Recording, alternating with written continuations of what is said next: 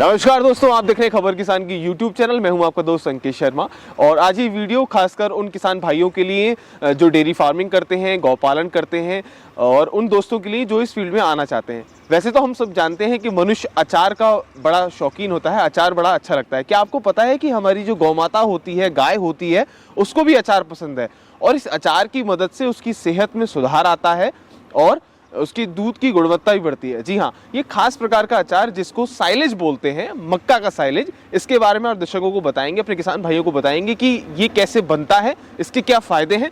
हमारे साथ मौजूद हैं हेमंत जी, जो बीते काफ़ी लंबे समय से डेयरी फार्मिंग पे काम कर रहे हैं और चलिए इस बातचीत को आगे बढ़ाते हैं उनके साथ में।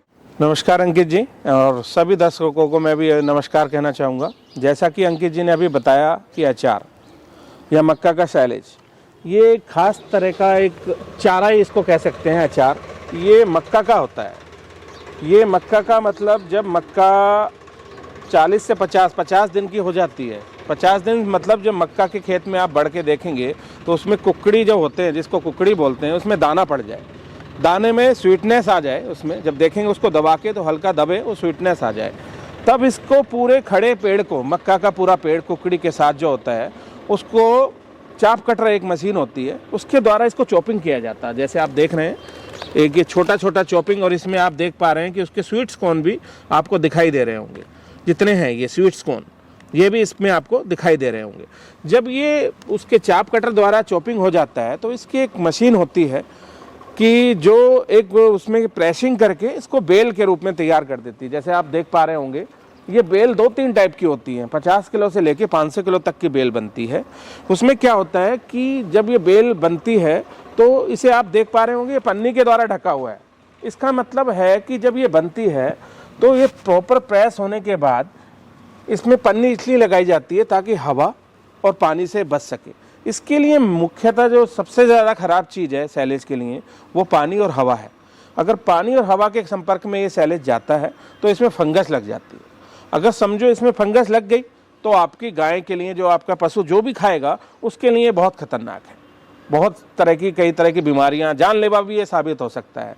तो मैं सभी से ये कहना चाहूँगा कि जो भी अब किसान भाई सैलेज बनाते हैं या उसका यूज़ करते हैं, तो सबसे पहले तो ये ध्यान रखें कि जहाँ भी हम सैलेज बना रहे हैं, जैसे भी बना रहे हैं, वो जगह ऐसी होनी चाहिए कि कम से कम वहाँ पानी प्रॉपर तरह का निकास हो, पानी ना हो और हवा उसके संपर्क में ना आए।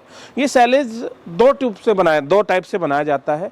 एक जैसे आप देखते हैं पिट का मतलब होता है कि आपने ज़मीन पर डाला और उसको अच्छी तरह प्रेस किया और बाद में पन्नी से ढक दिया, वो हो गया है एक तरह का पिट टाइप का। उसमें क्या किया जाता है, जैसे आप इसका मैं टाइम बता दूं कि ये जब जनवरी फरवरी में मक्का बोई जाती है, जैसे आलू के बाद, फिर मई में जाके वो तैयार होती है। मई में जाके जब तैयार होती है और 52 डेज़ की या फिर 60 डेज़ पे, जैसे मैंने आपको बताया, वो दाना इसमें तैयार हो जाता है कुकड़ी का, तब उसको प्रेस कर उसको फिर अगर पिट में डालना है तो प्रॉपर तरीके से प्रेस होना चाहिए। उस पर ट्रैक्टर चलता है, मतलब उसको प्रॉपर तरीके से उसका मॉइस्चर है वो निकल जाना चाहिए। उसकी प्रेसिंग बहुत अच्छी होनी चाहिए। अगर उसकी प्रेसिंग अच्छी नहीं हुई तो आपका सैलेज अच्छा नहीं बनेगा। दूसरी बात, उसको पूरा अच्छी तरह से ढकने की व्यवस्था आपके पास होनी चाहिए। प्रेसिंग के बाद उसको अच्छी तरह से पन्नी से ढक देना चाहिए ताकि उसके संपर्क में पानी या हवा ना जाए। और उसको सबसे बड़ा चीज़ है कि जैसे हम लोग जानना करते हैं कि कितने दिन में इसको यूज़ करते हैं फिर बाद में, तो जैसे हमने प्रेस कर दिया, पूरी तरह से ढक दिया, उसके 45 से 50 दिन के बाद ये खाने के लिए तैयार हो जाता है।